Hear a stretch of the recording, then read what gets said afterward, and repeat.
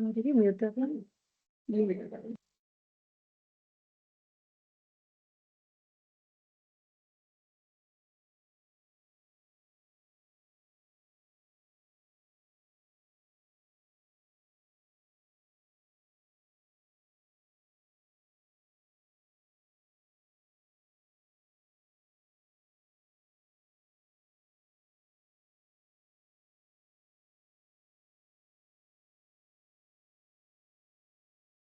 Yes, I'll just.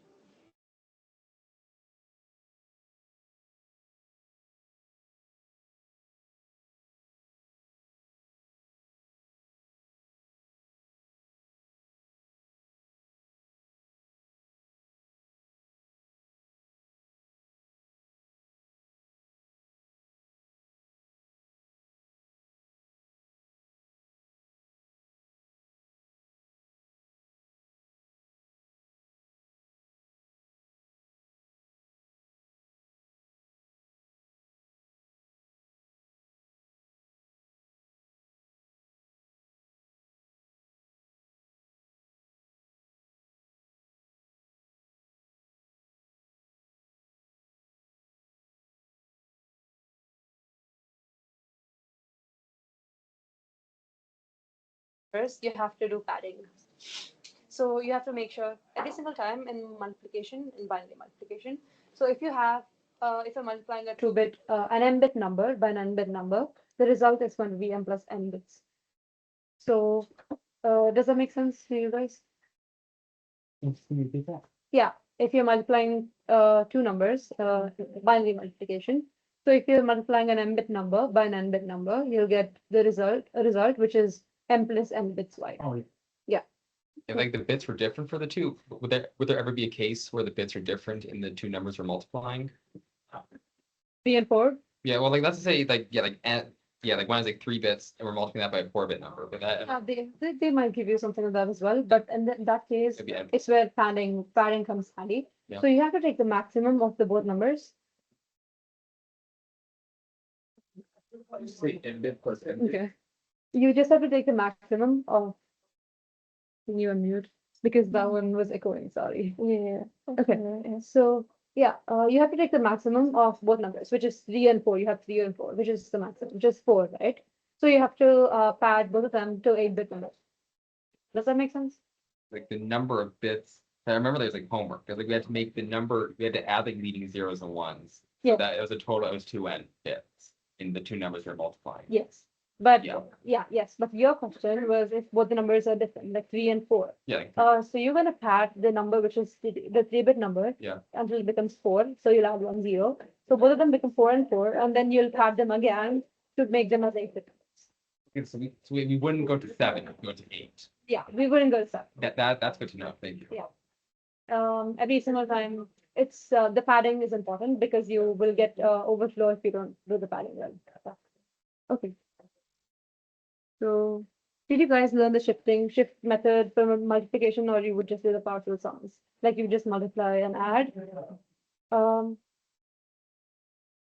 Did you include the shifting method or the right? Do the multiplying Yeah. and adding, but then we ignore. So remember when you said like m plus n, we just ignore anything like past like the n. Yeah, that makes sense. Yes. So I'll just I'll show you.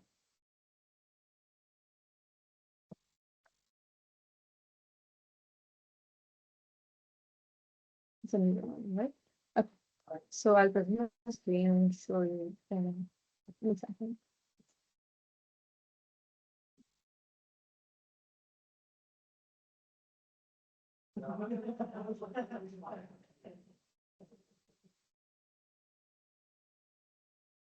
Okay, so I just need an example. You have any? Okay, so let's do one. Okay, so here what the numbers are of the same number of bits. So we just go ahead and they're signed. So sign. I'll just write here. Sign 4-bit. So we're going to pad so that it doesn't overflow.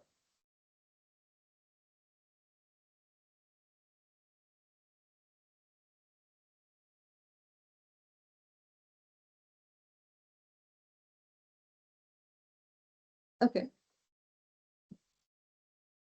So we'll use the shifting method. So first we take this. This is actually not an appropriate example.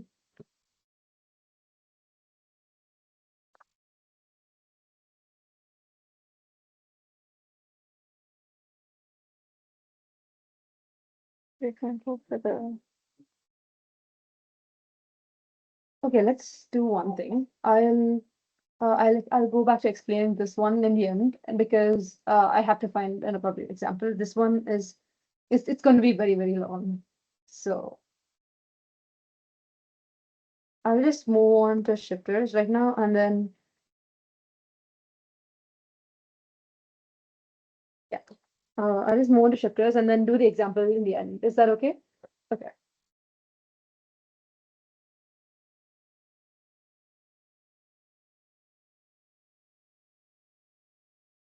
Okay, so if you're multiplying tiny numbers, then we can use the shifting method. It's much more better if you have if you have a lot of padding and if you have I mean if you have too many partial sums, shifting method is easier. So if you were to multiply, then you would do a left shift, and if you were to divide, you would do a right shift, and I'm sure you guys are aware of that. Okay. So over here, if you can see, so we are trying to do, if you look towards the right, we are trying to do 793 divided by 32 using the shifting method. You said divided? Yes, towards the right side, not the left. Are you able to see this slide? Yeah, I'm seeing it. Like, I don't think I've ever really done a division problem Yeah. before. Never done division. Okay, we can just do this one. When we can just, Over just in case because. yeah, Yeah, I can just show a representation, Yeah, like, I think right? that's good. Okay, so let's start with the left one first because Okay. it's better. Okay, so first you take 793 and convert it into binary. And then you take the positions of the ones, the place value of the wherever the ones are. So if you can see over here, there's a 1 at 0, at position 0, and you have a 3, 4, 8, 9. Does that make sense so far? Right? Okay. So, and then you take, basically when you're multiplying, right? You just shift, whenever there's a 1, you just shift towards, shift and shift towards the left and then do the partial sum. Does that make sense? Honestly, I'm not following. So this is for division? No, it's for multiplication. Okay, So I understand. yeah. Okay. You get that? Okay. Yeah. The right side is division. I'm going to cover that after this. Okay. Does that make sense? Okay. So usually when you're multiplying and doing the partial sums, right, the regular method, you kind of shift. What you're doing when you just block the rightmost bit, you just block the rightmost bit and shift it. Does that make sense? You shift it, right? Yeah. In multiplication, you shift it. If you get a 1. Yeah, so it's like, so if you like multiply by like a 1 in like the 1 place, it's not shifted. Then we multiply by 1s in the 2's place, we shift it to the left by Yes. 1. Okay, Yes. yeah. So that's exactly what we're doing, but Okay. we are representing it with shifters, which is much more easier. Than Actually, sorry, okay, there's something, I'm just trying to understand. Yeah, I can go over it again, okay? So first you have 793, you're converting that to binary, and you're noting the positions of the ones. So, and the place values, basically, to be more precise. So if you have one, you have a 1 current. Yeah, so 1 currently at the 0, the position 0. And then moving on, position 2 is 0, and position 1 is 0. So you're not going to do anything over there. And the next position, which is position 2, is 0. You're not going to do anything over there as well. And then if you go to position 3, there's a 1. Is everyone following so far? Yes. Okay, there's a 1. You note that down. And then after that, you go to the next position, which is 4, and there's a 1. You note that down. And similarly, you note the positions of all the ones. Yes. Does that make sense so far? Yeah. Okay. And the next, everything becomes easy because you're using shifters. So right now we are multiplying, so we're using left shift, right? So you just take the positions of ones which you have, and then you put them as left shift. And the reason why we are doing addition, like 2 separate additions, it's the same as you doing partial sum. Like you just add them up and then do and then multiply it again and then add them up again, right? Instead of adding everything together, this is much more simpler. To add like to add it in pairs is easier. Does that make sense? One thing is zero, or why do we, because I know you wrote down the positions of 9, 3, 4, and 3, 4, about 0. Oh, okay. So there's another in this. Shifts. I think I just forgot the zero, but Yeah, yeah. but you actually would include the zeros. Yeah. So yeah, I understand that this example it's missing one, but I'm going to explain one in the end to make it clear. Okay. So, but right now, you should just so basically you take the positions of the ones and then you do left shift and in pairs you add them to get the result. So if you move on to the division, right? You do the same thing for 793 and you do the same thing for 32 as well. You convert that to binary and then you note down the positions of ones. But except for 32, this time you're going to do a right shift because it's being divided by 32. Does that make sense? Okay, this question I'm going to explain one in the end. But yeah, right now, did you guys understand the concept? Yeah, so basically like for every row we go down, we just shift one digit to the left, right? Yes, there's one question from your homework or something, I think, and I'm going to explain that. It's currently not here, but I'm going to explain that. Okay, so let's move forward. Okay, moving on to fractional binary, right? So we have a decimal point. We're just introducing a decimal point here, which is the radix point. It's called the radix point. And before the radix point, you have your regular representation, right, of your binary numbers, 2 power 0, 2 power 1, 2 squared, and so on. And but after the radix point, we have this is a new representation where you have negative powers of 2. Okay. So this is an example of how you're converting a floating point number to binary. So you take the integer part, which is on the left of the radix point, right? And you convert that to binary as usual. So you guys are aware of that, or do you want me to go over converting to binary or no? I understand. Yeah. Okay. Is everyone following? Yeah. Okay. So towards the left of the radix point, you have a number, which is the integer part, and you're going to convert that to binary as usual. But towards the right side, you start multiplying by 2. You take the decimal part, the fractional part, it's called the fractional part, and you take that and you begin multiplying it by 2 successively. So as you can see over here in step 1, we're taking 0.5625 and multiplying it by 2. We get 1.125. So we take only the fractional part again and multiply it by 2. Does that make sense? Okay, so we take 125 and 0.125 and multiply it by 2. So we keep doing that until we get a whole number. We keep doing that until we get 1, basically. So you take 0.25 and multiply that by 2, and you get 0.5. So yeah, we keep doing that until we get an integer. And when we get an integer, we stop. So here, so when you're doing the converting to binary, right, you guys take it from bottom to top, right? You're dividing and you take the remainders from bottom to top, right? But here you're taking it from top to bottom. So you just take the integer parts from top to bottom and that becomes your representation. Does that make sense to everyone? You just take it from top to bottom and that's your 1001 is your fractional part and your decimal part, your integer part comes from the previous conversion and you join both of them together and you get the final conversion. Does that make sense? Do we always multiply the decimal part with times 2, right? Yes, always. It's always by 2.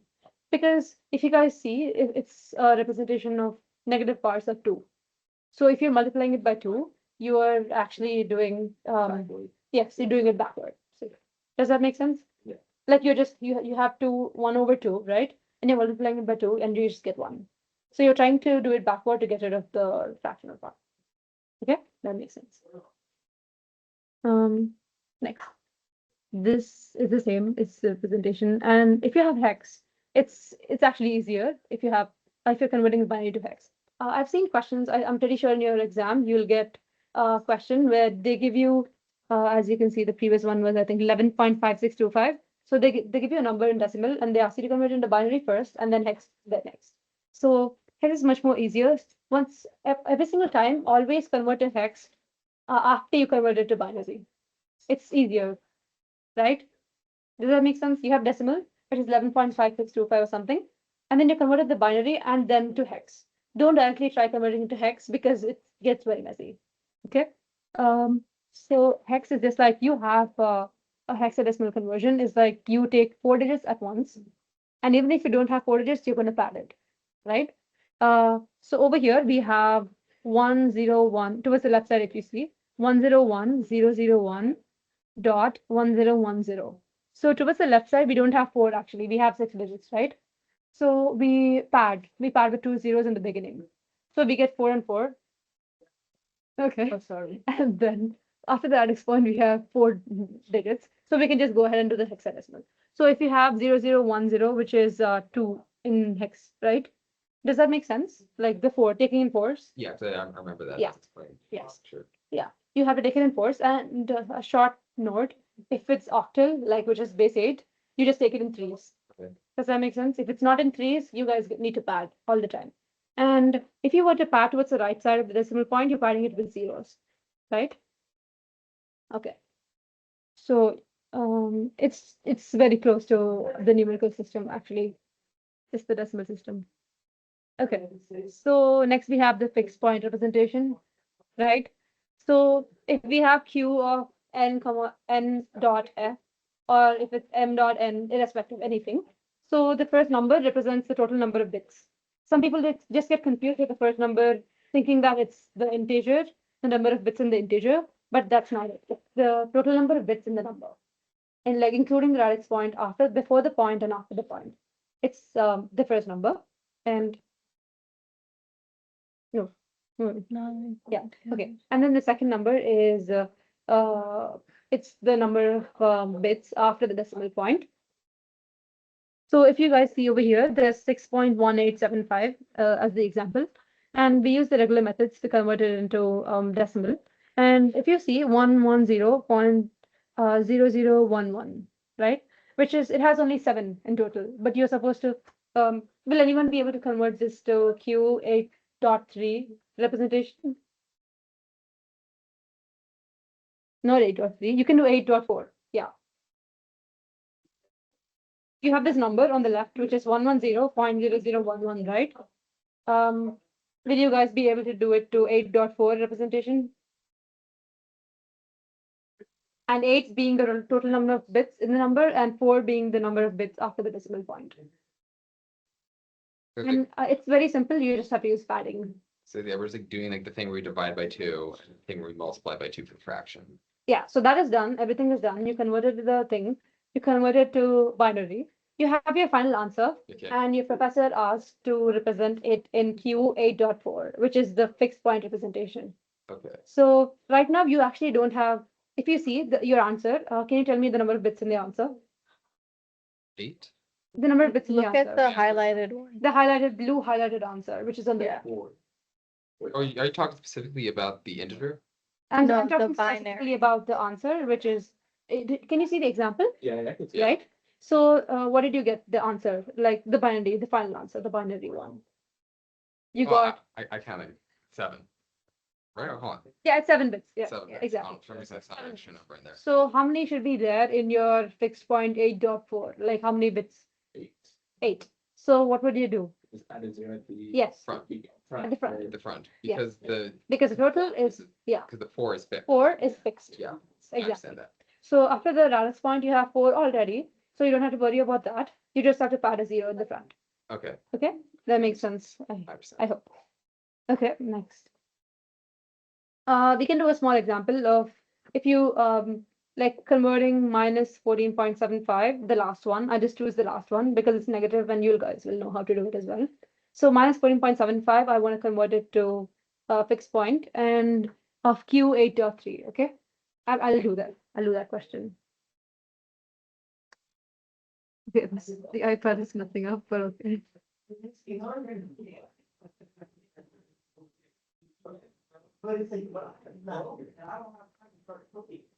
By the way, are you able to join the meeting? Oh, yeah. Okay. Okay.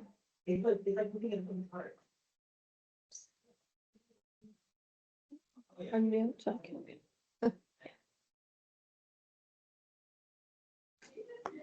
Okay, so I'll show you. So I'm just converting this to fixed point Q8.3, which means 8 being the total number of bits in the answer and 3 being the number of bits after the decimal point. So first, you're just trying to convert 14 to step 1. Yeah, that's step 1. You're just converting 14 to binary. And then you have step 2 over here. Okay, so you take 0.75 and I told you incremental, like you just have to keep multiplying by 2. And then you take the integer parts top to bottom. So you get 0.11. So finally you got this answer, which is this. So if you guys see, this is negative, right? So I, in the beginning, just ignored this sign. Ignored this sign in step 1. Right? That's what I did, right? I did not take into account the negative, right? So right now we are doing, so right now we'll just go to the next step, which is this. So we can make this as, the first thing which we'll do is, okay, this is positive, right? Positive. So we'll go ahead and make this as the required Q8.3, okay? As I put over here on this arrow. So if we make this to Q8.3, you pad a 0, right? And then you get this answer. So right now we still didn't take into account the positive. Does that make sense? Still positive. Yeah, it's still, sorry, yeah, we still didn't take into account the negative, it's still positive. But it's still positive, but Q8.3. So right now, and the next thing, it will become simpler because you just do it 2's complement. You just convert it to 2's complement and you don't have to worry about the negative sign anymore. So you just invert all the bits and add 1 right here. Does that make sense? And this is much more better if you guys follow these steps. And if you don't end up padding in the beginning, then you'll be very confused and you will end up getting the wrong answer.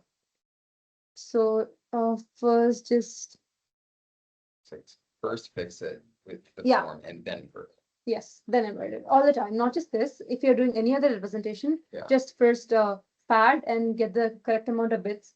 Like even if your professor gives like some 3-bit answer and asks you to convert it to 8-bit 2's complement, you just pad it with zeros first, make it 8-bit, and then convert to 2's complement. Yeah. So okay, moving on. What's that?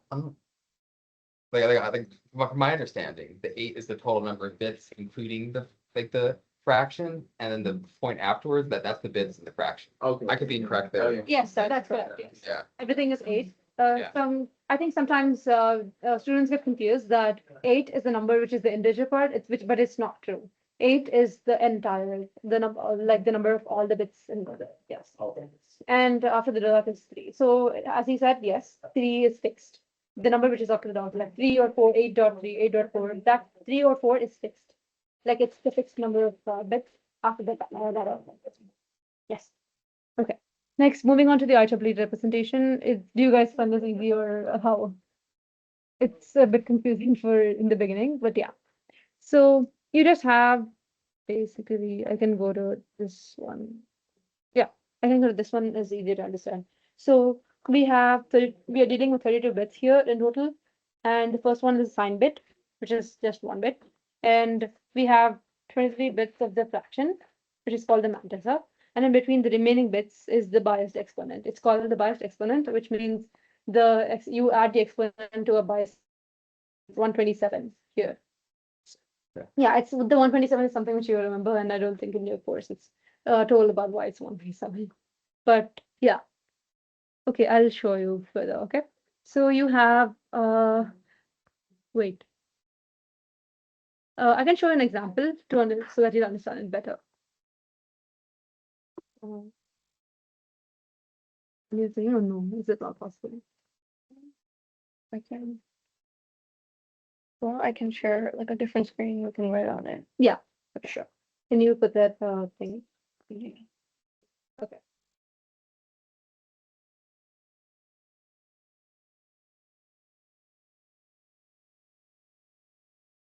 You have to write it down though. You have to write down. Yeah, the I'll just question. do. Yes, sure. Okay, I'll do let that. me share. You have like a not a dark mode, not the dark mode. light mode. Yeah, I Yes, can the do light that. mode.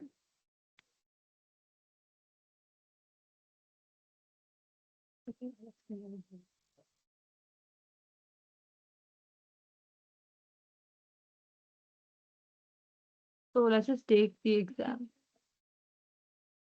Yeah, perfect. 11.25. Was that 11.25? The examples? It's fine. I have it here. Yeah, it's 11.25. Okay. We are doing this, we're converting this to IEEE representation. Okay. So the first step is you just convert this to binary. Step 1, binary. So 11 is just the 0, 1, 1, and you just take 0.25 and convert it to you just multiply it by 2, right? Multiply it by increments of 2, and you just get 0.01. Does that make sense? Right? So far? Okay. And then next we convert it to the scientific notation, which is okay, and which is you just have only one digit before the decimal point, and after which means you push it forward so that there's only one digit before the decimal point. So this one you just push it like that, and here, okay. So how many positions did you push it by? 1, 2, 3, right?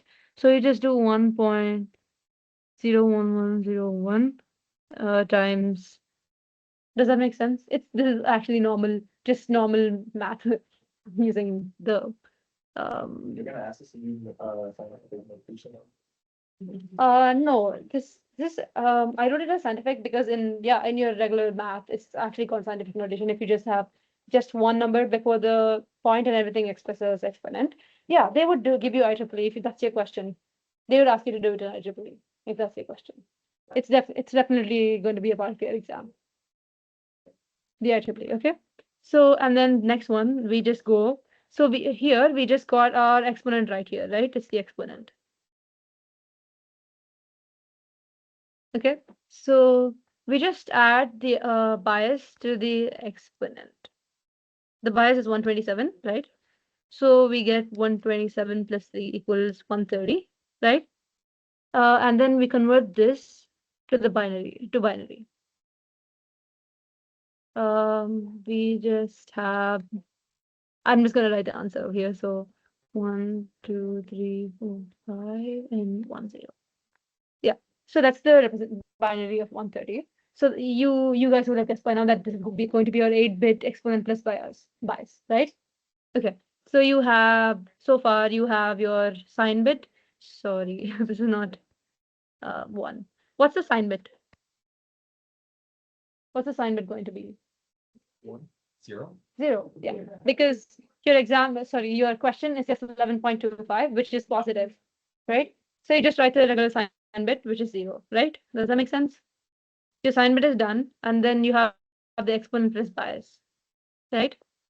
You can put this over here, which is the 130, right? 1, 2, 3, 4, 5, 1. Okay, does that make sense? This is your 130. Okay, and then here comes your 23-bit answer, which is your the fractional part, right? Which is 0, 1, 1, 0, 1, and then you put more zeros until it becomes like 23-bit. Like just keep doing 0, 0, 0. And also be sure to put the right number of zeros, because if you put the wrong ones, you will automatically be graded incorrect. And it's just a matter of zeros. It's an easy thing to do, right? And it's good to be careful with things like this. So this is your answer, actually. That's the IEEE representation. Yeah. So Where did you get 127? again? Okay, yeah. So 127 is the bias which you are supposed to remember, and it is 127 for all the numbers. It's usually if you have IEEE representation, it's 127. It's the bias.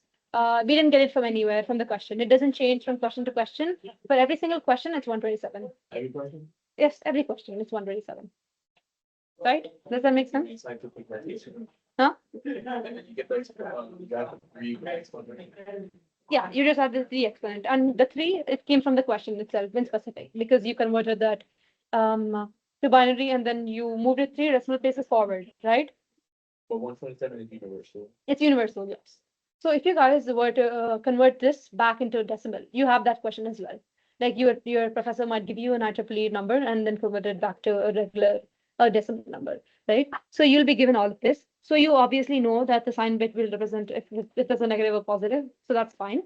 And after the 23 bit over here, if you see, okay, so this one and this one is pretty straightforward, right? Both of them are pretty straightforward. If you were to do it to decimal, right? They're straightforward. But here you take one, you convert this particular number to decimal, okay? And you will get 130. You subtract the bias from it, which you guys already know that it's 127. Okay, right? And what do you get? You get 3. So you automatically just write this 0 is your number, which is your sign, and then you have your before the decimal point, it's always 1. You guys are aware of that, right? It's always 1 before the decimal point. Yeah. It's always 1. So because you're doing as a scientific notation, which is always 1, and then you do the point. And would anyone be able to tell me the rest of the number? If we are trying to convert this back to, Let's see. So we have the IEEE, okay, over here. We are trying to convert it back to the original number. And how would you do that? convert the decimal. No, you're trying to convert, so you know, we found the IEEE. We're trying to convert to binary, not decimal. We're just Trying to go binary. back. IEEE 2, sorry, Places. binary, yeah. Okay, yes. Move it 3 places. I mean, you don't have to, okay, you're right, actually. You're right, actually, but you can just put this number over there first. Does that make sense? Yeah. You just took this over here and put it over here, and you do times 2 power 3. And now is when you can actually move it 3 places towards the right, as you said. Okay. Does that make sense? Because you have to convert this, right? It becomes 3 places to the right. 1, 2, 3, and you get 1, 0, 1, 1, 1. Does that make sense? You just have to know that it's 127. Yes, the bias, you have to remember the bias. And you have to add it to the, if you were to, you're adding it to the first step. And did you get that? Like the steps which I told you? Yeah. Yeah, okay. That's perfect then.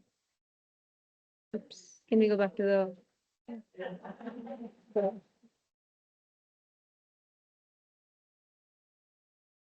Yes, perfect. What's next? Shall we do flip-flop? Yeah. Okay.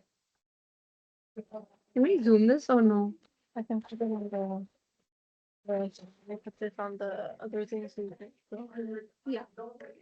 The iPad, you mean? I can put it on the same thing that I was working. Oh, that's good. Yeah, can you also do just until here because Q is the answer? Yeah. That's good. And could you put the next one as well? Thanks. And this the ending one is from this, right? You can keep the answers because I'll explain.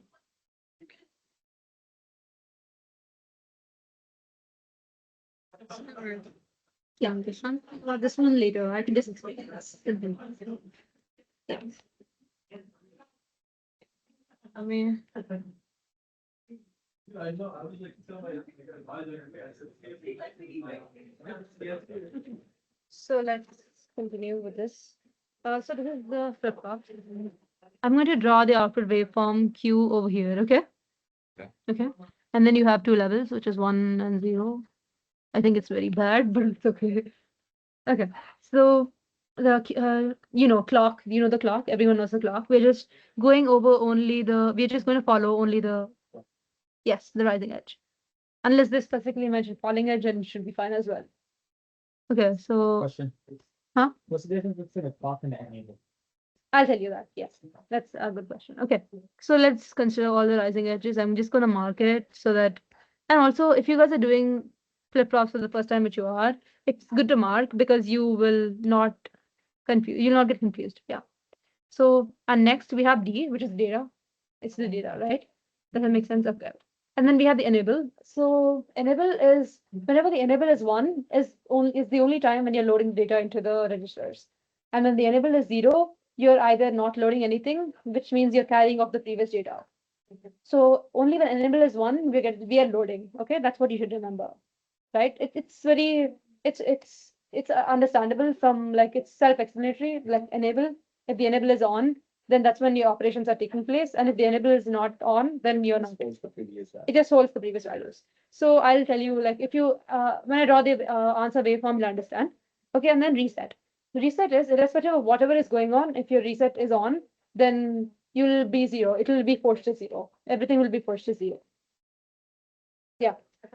If the reset is one, even though the clock's in a down edge, when it's still up plus zero, does the reset? Oh, we are not even talking. We're not even considering anything about the clock's falling edge. We are only considering the rising edge. So whatever is going on during the clock's falling edge, you're just not thinking about it, basically. Okay. So let's just go ahead and draw the output waveform, and you guys will understand better. So Okay. So if the reset is one, even the hash values become zero? If the reset is one, It's not really like, does it start from zero at that time? Mhm. At that specific key? yeah. Does it go to zero at the specific queue, or does it like make everything else, even like if the previous ones were one? No, it just. No, it doesn't make anything else. Yeah. So every single time when something is happening on your registers, like anything, your clock, enable, reset, right? You are not going to have a changes happening to the previous bits which have already been loaded into the register. So you're not going to make changes to any of them. You're just going to determine how your next bit is going to change, but you're not going to make changes to previous ones. You're not going to overwrite them because that's not what the register file does. Okay? Okay. Does that make sense? Okay. So let's just go ahead and do the first one, the first rising edge. Okay. Does anyone want to tell me the answer? Wait, yeah. Zero since the reset time. Okay. Yeah. The reason, yeah, it's zero. It's zero. That's right. Okay. Next. That data one time? One more time, please? Data. Yeah. Oh, data is just the data which is being loaded into your registers. And yeah, that's what you refer to whenever you're writing down. Like this is the data. Or Q. Wait, depending on the controls, you're going to load the data. So you are going to look at the data every time. Like whatever is going on in the data, you're looking at it every time based off the controls. I mean, when I solve this, I think you'll understand it better. Okay, I just will cross verify. So for example, the data is one, but the enable is like zero. Mhm. We don't put one. Oh, wait, if the data is one and the enable is zero, right? Exactly, if the, say the data is one, but the enable is zero, and we have a, Yeah, that's a good question. Your data, which is one, won't be loaded into the register. The register is going to retain the previous value, okay? The register file. I mean, if you see it here, if you see this example and the next example, it will be clear, okay? So let's just, I'm gonna cross verify in the parallelly. Okay. I don't know if this helps, but think of it as like the reset has the most priority. You check that first. okay, If it's one, then you don't do anything, or you put it to zero. And then you check if the reset is zero, then you go to enable. If it's one, then you go to data and then you put it in. Yes, If the enable is zero, move forward, go to the next writing. okay. yeah. So it's important you check like all the inputs at once. It's a lot of inputs to keep checking at once, but you have to check all of them. Okay. So let's just see this. That's a good point. Think of it as priorities. That's a good point. Okay. So let's see the first rising edge. You guys said zero because the reset is one. Okay. Mhm. Next, let's go to the second rising edge and let's see the reset. It's zero. It's zero for the rest of the things. So you just don't have to worry about the reset anymore, right? Can you see that it's zero for the rest of the waveform, right? You don't have to worry about it. So let's see the enable is one, which means you can go ahead and do your data operations into the register, which means Are you sure it's one? Because when the second rising clock, rising edge of the clock, what's the data? Yes. So you're just going to be a 0. Okay. That's done. That's done. Let's go to third rising edge. Okay. We have data as 1, enable is 1, which you can just go ahead and do 1. Right? Okay. And then next we have the fourth rising edge. We enable is 0. So that means it's out. Yeah. But data is still at 1. Does that make sense? Okay. Next we have which one's the fifth rising edge, right? Which is this one, right? If it's I'm not wrong. Okay. So let's see what's the enable is 0 and yeah, we just continue with 1. Okay. And then after that we have yes. Yes. And then in the end we have the enable again, and then this data is 1 again, so it's just 1. Right? That makes sense? Okay, perfect. I was kind of confused on it because I would instead of the rising edge, the rising edge can give me a lot of clarification because usually I think this is because of whenever we did the timing diagrams for the outputs of the truth table, Mhm. we would typically consider we will instead of looking at we would typically look at the change. Oh, okay, it's called change. It's called change, yes. Okay, so basically you are there's when you're analyzing clocks, there are 3 things actually. There's a rising edge, there's a falling edge, and there's change. There's something called change. The change is that the horizontal line which is there, that's called change. So sometimes they ask you to see that, sometimes they ask you to see rising edge or the falling edge. It's just the way you look at the clock, right? Okay. And the way they ask you to assume it in the question. That's what matters, right? And you guys have to make sure to look at the question if they're saying rising or falling, because you can't expect a professor to every time say it's the rising edge, they might give you as a falling edge as well. So the best thing you can do, like me, like how I did, you can just mark it. Okay. Like we thought it's a rising edge and we marked everything. Okay. And the next time you can mark everything so that you will never miss it. Yeah. Thank you. Because this is just 0 and 1. You see the next question, there's much more data besides 0 and 1. And there are 2 load lines, which is crazy than before. So we have to keep looking at everything. Sorry. So let's I'm gonna explain this how this came, okay? We are doing the rising edge again, so just marking. We always start with an unknown state over here. That's what your professor would have told, the unknown state, right? Uh-huh. Oh yeah, it's fine. Okay. So the unknown state, because we don't know what the register file or what the flip-flop was containing before this state, so we just do unknown. Okay. Next, for the first rising edge of the clock, we have the reset as on, so both of them, both B and C registers have been loaded with 0. Make sense? Yes. Okay, makes sense. Then So we don't care about the question mark. The question mark is there because we don't know what before because this is maybe like a snippet.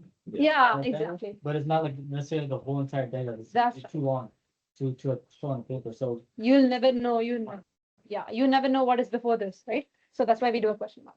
Yes. So he's right. Perfect. Okay. So let's go to the next rising edge, right? And what do we have? We have the reset as off for the rest of the waveform. So we can just chill. We can just ignore that. Right. Okay, we have the load. So here comes the load. The load comes into picture over here. So whenever the load is 1, it means you are supposed to load the register, right? It's very simple and straightforward. Right. Okay, so let's see the next rising edge. We have load 2 as high and load 1 is low, Mhm. right? So what do? We just continue with 0 and on the B, because if you see the diagram, we have B being connected to load 1. Mhm. Can you see the left register over here? Yeah. We have B being connected to load 1 and C being connected to load 2, right? So we just go ahead and continue with 0 on B, right? Does that make sense? Mhm. Okay, next, but load 2 is high. So what does that mean? We are going to load data, right? Right. So, and if you see, both registers are taking data from the same bits, data lines, which is A0, A1, A2, right? Mhm. So we just go ahead and load 8. Okay, make sense? Does that make sense? Yes. Next, you guys can tell me what's next. Yeah, go ahead. The fourth rising edge.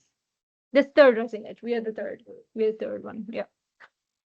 So reset is Yeah. For the rest of it, you ignore it. Just go to the load lines.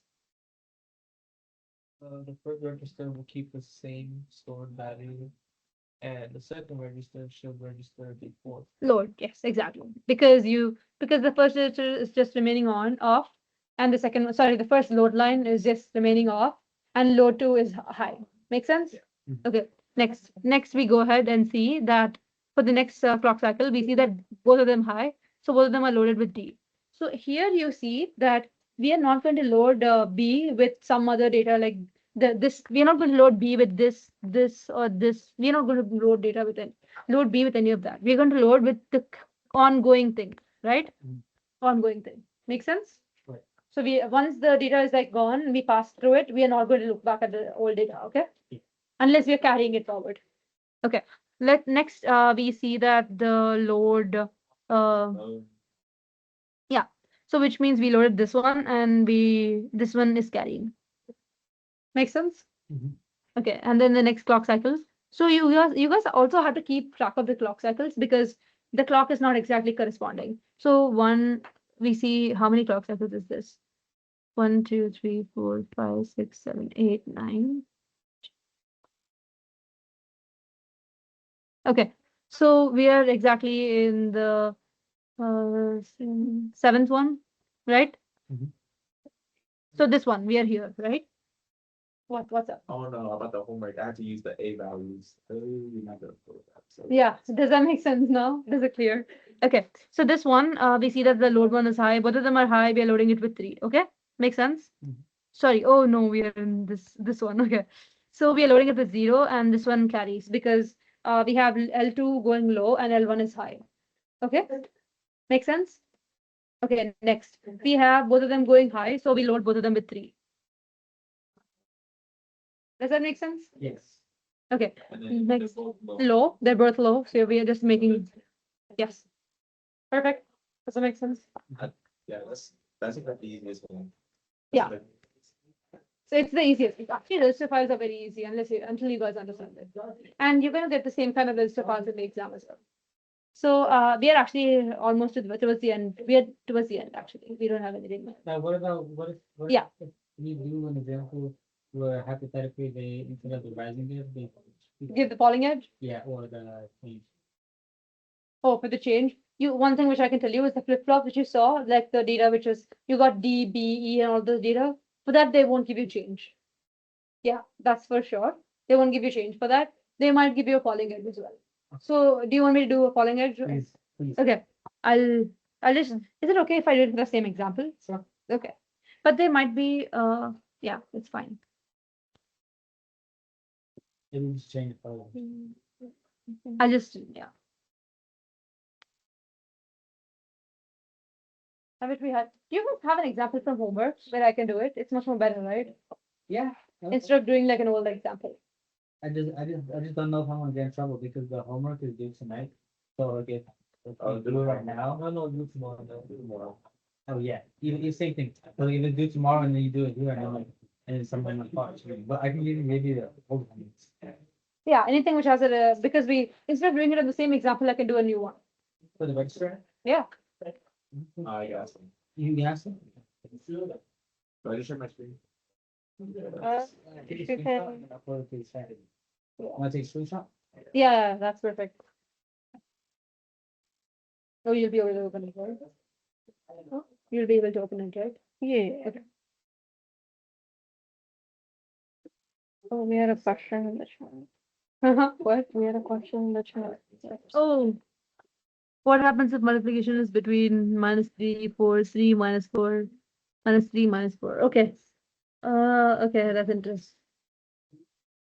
I think it does. I it can- for Yeah, binary. yeah, but I can, okay, can you reply to them saying that I can send the solution to this in the IEEE tutoring channel, okay? You can just reply it here. You don't have to, yeah.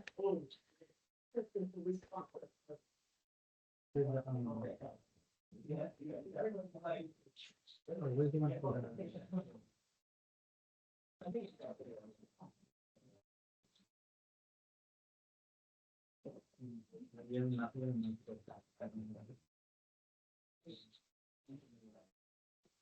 What is it like this slides? I think it's just a registration files. Yeah.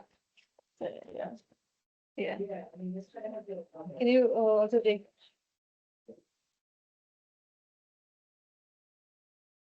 I'll Can copy you it. take like a screenshot or something and just copy it?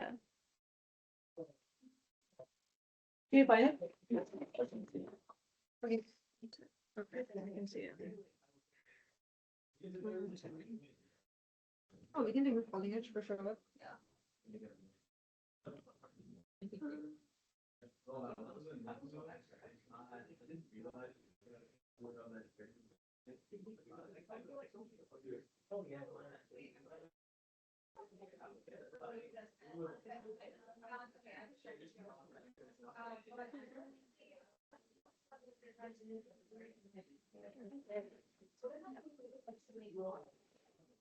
Change the color. Okay, I'll just do this blue. Okay. Oh no, wait, the blue already. Okay. Fine. You guys can see it, right? Yes. Yeah. Okay, let's do the falling edge. Just the falling edge. So which one did the question ask? Did it ask falling edge? Did not even say. For homework, you would usually assume it's right, Yeah, that's true. unless specified. But I can do the falling edge because you wanted to know, which is good. So you always begin with the unknown state, which is x. Yes. It's moving, so. If I can make it smaller, Oh wait, 1 second. let me. It's because. Yeah, I get what you mean. It happens with Yeah. mine as well. Okay, I'll redo the things. Okay, falling edge. Okay, makes sense, right? So we just begin with x, which is an unknown state, right? A question mark, basically. Okay. Mhm. Next we have. Wait, this is easy. I mean, this is just easy, right? There's no load. Try this one. The second. Oh, let's do the second one. Fair, Oh, yeah, it's like, fair. That makes sense. I think it's. I think we can almost make sure there's one with two independent loads, You want to do that? or after that one. You want to do that or this? Like, We can do that. I can do We can do both. either because Okay. we can. Oh, you want to do both? Good time. Yeah, the time. Time. 6:50. We are here until 7. But yeah, I mean the meeting is gonna end after 7. Oh, okay. So I'll just see if what else is left for the slides. We have to. This one. Yeah. Do you guys know how to do the register for this one? This one. Can you see it on the screen? Yeah, anything register, we have to do it. I don't know.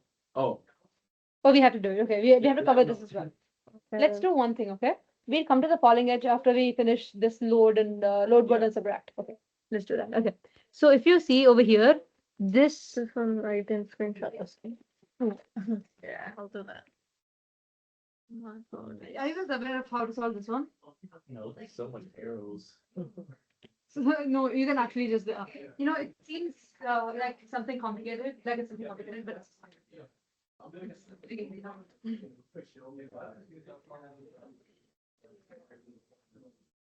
So what's the, this register files? Huh? What's this topic, or like the specific question covering? Is it register files? Yeah, it's just the files actually. So if you see, they're asking you to do sub. Okay. If you see, they're actually asking you to do. Oh. What happened?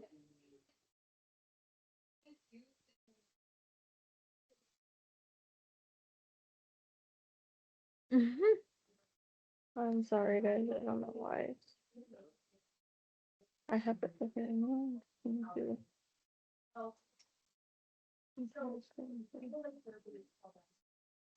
Okay, let's see. Okay, over here, for this question, you have this command, right? Oops, I just wrote over. Okay, yeah, you can see it's sub and with whatever if they're represented for the dollar sign, it's they're referring to the register. And if you're referring if they're putting a parenthesis, which is like brackets, they are referring to the contents inside the register. Okay, you'll understand that if I do the next step, which is load word. Load word and store word, you'll be dealing with the contents of the register and you're reading from the register. I mean, if I explain that, you'll understand, and you're going to learn more about them in the next part of your class, but right now I'll just explain this, okay? So you have sub, and the last two registers are the ones which you're on which you're performing the operation, and the first one is the destination register. Does that make sense? Can you repeat that? The first one, you have T3, T4, and T6, right? Right. You're subtracting the contents from T4 and T6, and you're placing that answer into T3. Okay. So T3 is the T4 and T6 are source one and source two, and T3 is the target, is the destination, basically. And that's for add, subtract, all of those, it's the same, okay? Does that make sense? It's the same. Yeah. And if you actually see the load, if you see load word as well, the one which is towards the end, it's the source, and the one which is the beginning is the destination. I think she's trying to show you the load word. I think I have to. I have it on my end. Huh? It's okay, we'll show it later. Yeah. Oh yeah, if you see over here, right, you're gonna get this in the other parts of the class actually. So, Yeah. but still, over here you see T3, T0, T1, right? Can you guys tell me which one is the source? There are two registers for the source. The source and the destination. I told you this round. Like you're taking the contents of two registers, you're subtracting them and placing them in one register. Yeah. So which one is the source? There are two source registers over here. Okay. So T0 and T1 are source one and source two. Does that make sense? Okay. And T3 is the destination. Okay. So you're taking the contents of T0 and T1 and you're subtracting them and then you're placing them in the register T3. Does that make sense? Yes. So taking the contents of two Please. registers. In the end, yeah, the last two registers and placing them in the first one. Okay. Make sense? And if you guys see like towards the right, this SLT, this is a new command which is set less than. It's basically set less than. And for this command, again, the same T4 and T7 are you're comparing both of them. You're comparing T4 set less than, which basically means if you take two numbers or two contents, and then if you compare them, if the first one is lesser than the second one, then you set the bit as you raise the bit to high. It's fine. You'll learn this later. But irrespective, I'm saying T4 and T7 are source and T0 is target. Make sense? Okay, let's go back to the thing. Okay, so over here you have subtract T4, T6. So first thing you guys have to do is for subtract what is going on. We are reading for T4 and we are reading from T4 and T6 and we are writing in T3. Does that make sense? Right? Yes. Are we writing in T3? Is that clear? Reading from T4 and T6 because you're just trying to get what is inside the registers. You're just reading from them. And then you're performing an operation and then writing it into another register.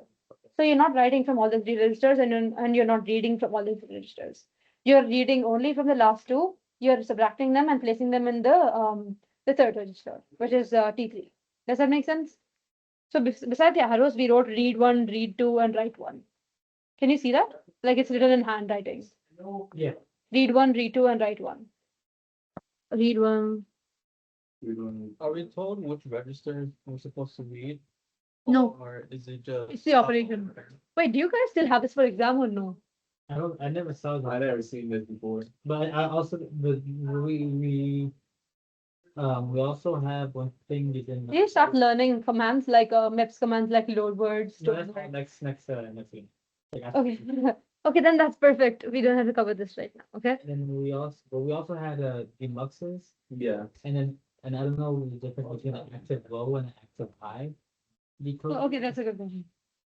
and. So active low and active high decoder, Yeah. like basically in the decoder, if you have like 0, 1, if you're passing like 1, right? Mhm. You get, the other bits are pulled, like only one bit is pulled high, right? Uh-huh. Only one bit is pulled high. But if it's an active low, the bit is pulled 0, and everything else is 1. It's just the So opposite. look at the opposite, the Yeah. active one, you're passing a one, and the rest of the alphabet zero is low, you're passing And you're just looking zero, for one. and the rest of them is one. Or you can, I feel like people might you want wanna do it on the board? to go over comparators. Oh, yeah, okay. I don't think we have enough time for that, but we can send a guide on comparators like over the, but right now you asked me for something else. I'm seeing if we're not any of this. So, okay, you don't have this. So, and Max design, like, are you building a 16? Does this make sense, the question? You're building a 16x1 Max. Yes, that makes sense. 16:1, how many 4:1 Maxes will you use? Four, Are you sure? 5, because Yes. the. Yeah. I- You're getting like, Yes. you use 4 Maxes. This is one of the questions about the thing. Yeah. You use 4 muxes and you get like one output of each, one output Yeah. each. But for originally for 16:1 mux, how many outputs should you get? It's one. Yes, one.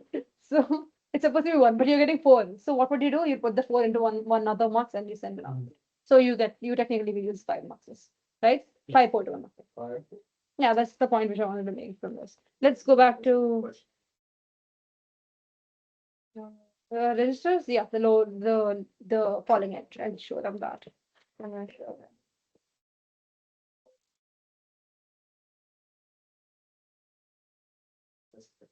It's fine. If you guys go Yeah. to class for you, Yeah. Whoa. Okay, Last Thursday. it's fine. I'll just try not to I move was it. pretty late though. But I Okay. got myself ahead of time. uh, In case I rushed. real late. What did I yeah, do? I just I- go. I don't know why, but it's, yeah, okay. Let's do was this. fine. You guys can see it, right? Yes. Okay, that's the falling edge. And we have first reset, we have to take, this is a question mark, an X, okay? So first we have on the first falling edge, we have the reset off for the rest of the waveform, so ignore, okay? Mhm. Ignore. Because we are considering if we had considered the rising edge, we would have had the reset on. Yeah. Does that, can you see the difference now? Yes. Like, because we are using the falling edge now, so we are not going to consider the reset, like, because it's Oh, okay. here, it's here, it's, So everything becomes flipped from what we see. no, no, no. No, okay, wait, I'll show you. Wait, I'll show you what is going on. Okay, so these lines which you see here, they're not there just for fun, that they are depicting something. Right. Over here, these thin lines which you see. Are you able to see it? There's like a Yeah. dotted line. Yeah. This line, they drew like that because we are considering the rising edge for your homework. But right now I'm doing the falling edge. Moving. What's up? It's not coming. No, it moved. Place. Okay, that's perfect. Okay, so right now we are considering the falling edge, right? So you can imagine dots to be there as well, right? Like that, okay? Okay. Okay, you can do that. And this is too big, it gets messy if I draw them, but yeah. So you are considering like that. So if you see the load and the reset is off, right? Yes. But if we consider rising edge, the reset would have been on. Right. That's the difference. Okay. So right now the reset is off. For the rest of the thing, you can ignore it. So and the load is So basically, it's not. load is basically on. I drew it wrong. I drew it like weird, but load is on. It's basically like corresponding line. You just draw a Okay, straight so line. basically, it's not the way. So there's no difference in the way we look at it, but there's this difference in where we look at it. Yeah, it's like you just imagine there's an imaginary straight line passing through it, Okay, yeah, that makes sense. right? So it's about where, not how. Yeah. Okay. It's So- where you start looking, where you're looking at. Yeah. Yeah. Yeah. So if you imagine a straight line for the first falling edge, can you guys tell me what's going on? It's going to E. I mean, Yeah. it's loading. Yes, that's perfect. Rising. Okay. Does that make sense to you? Mhm. Okay, next one. Let's go to the next falling edge, okay? Next falling edge. It's going to, it's not loading. Yes, so just- perfect. Okay, the next one. It's still not loading. Yes. The next one. It's loading, so maybe I will see. Perfect. I'm like, thank God you didn't say B or 4. Okay. The next one. Not load, I mean, it's not loading, so it's C, Yes. The next one. not loading, so it's C. Oops. Yes, you're right. Okay, not loading, so it's C. Okay, next. It's loading, so it's B, Yeah. And then, carry down B, it's not loading. does that make sense to you? Yeah. To you as well? Does it make sense to you as well? Mhm. Everyone, make sense? So we're just skipping 1 on A's, 4, et cetera, like. Wait, What? another one. Yeah, you don't have to think of it that way. You can think of it like when is it loading and when is it not loading. Okay. Okay. Do you if you if you guys want to send me another question, I can show it. Okay. So I guess, But that's the end. That's the end. okay, Yeah. and then you said you're gonna put something on the Discord? Yeah, for the what you guys wanted to want to know Yeah. about comparators. Yeah, I can like write like a list of stuff that we might have on the exam. Okay, sure. We can like put like some guides and like not like some. Yeah, I have I can send my notes and something that- which will clear out it. I'll do it right now. But the video is being uploaded later, This will be it. okay. So did you guys understand the register files well? Yeah. Okay. As far as time